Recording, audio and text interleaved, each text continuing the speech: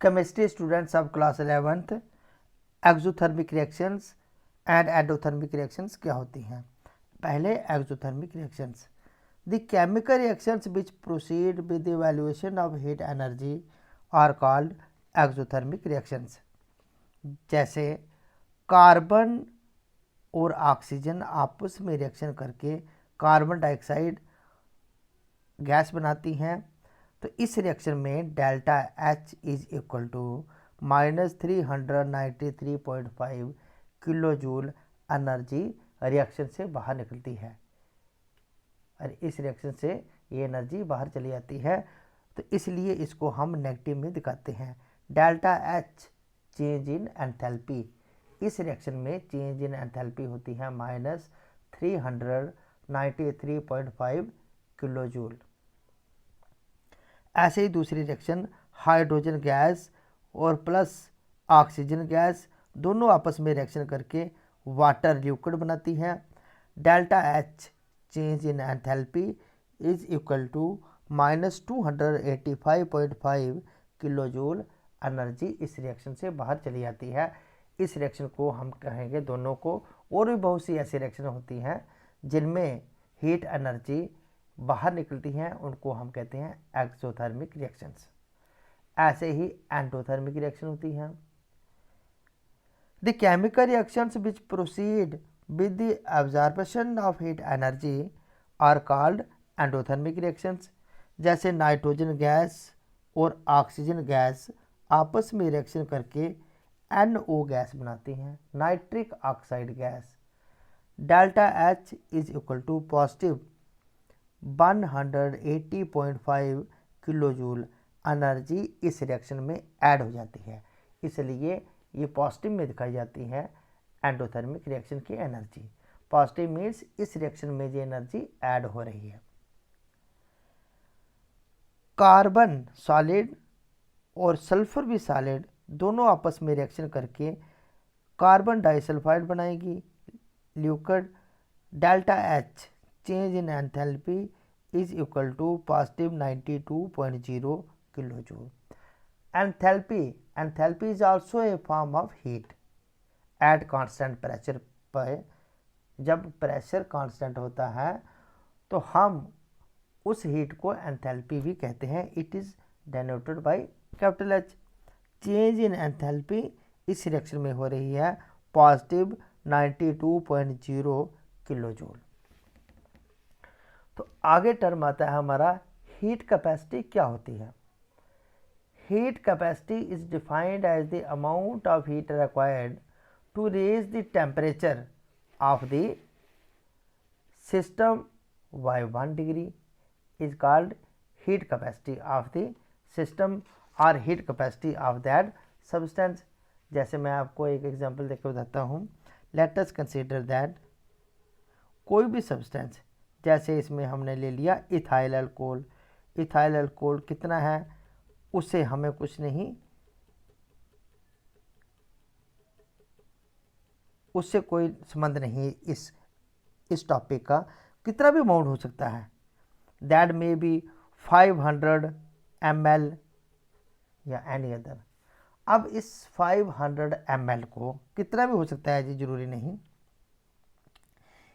Let us consider इसका temperature पहले 30 degree Celsius है, तो हमने इसका टेम्परेचर पहुंचाना है 31 डिग्री सेल्सियस तक। 1 डिग्री इसको हीट करना है हमने।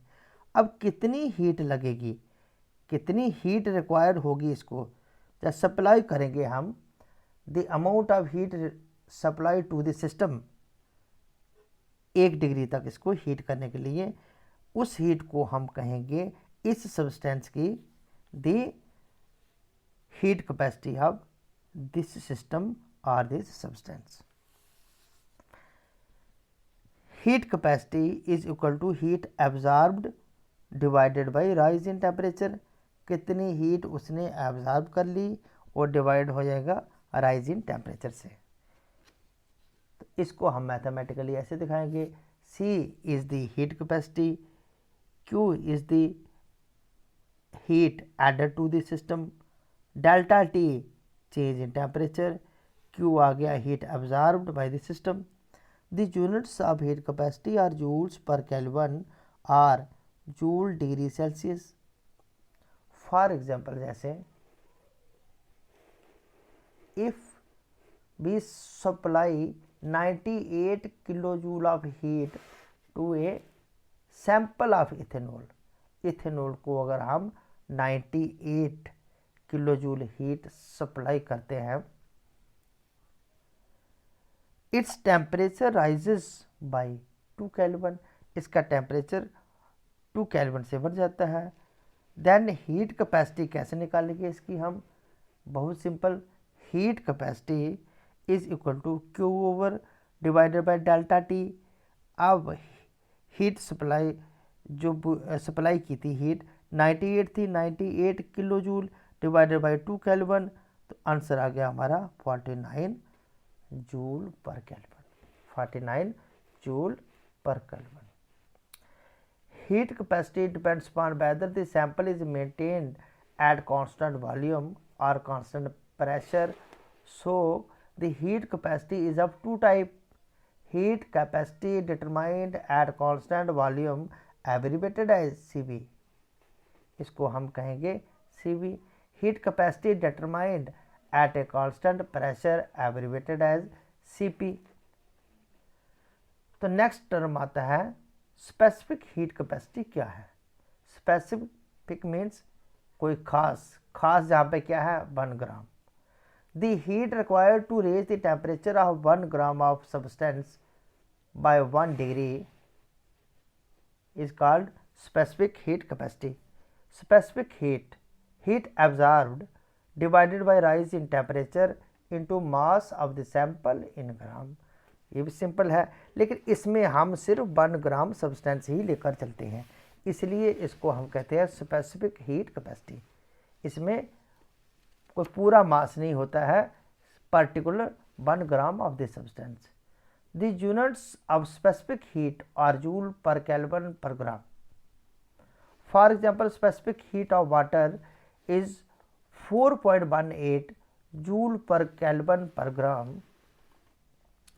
The heat required to raise the temperature of 1 mole of the substance by 1 degree 1 Kelvin is called as molar heat capacity, क्योंकि जब हम मोल की बात करेंगे that is molar heat capacity.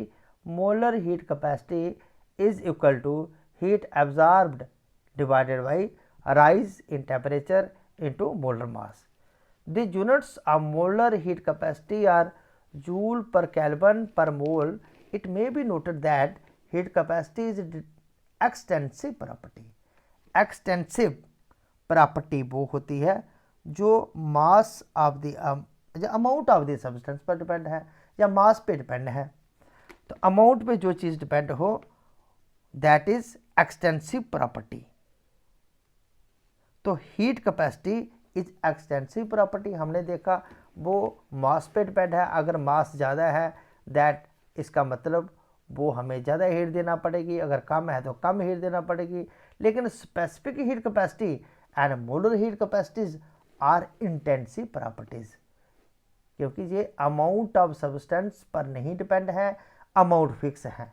Amount तो 1 ग्राम है या 1 मोल है, तो इसलिए इनको हम कहते हैं these are intensive properties।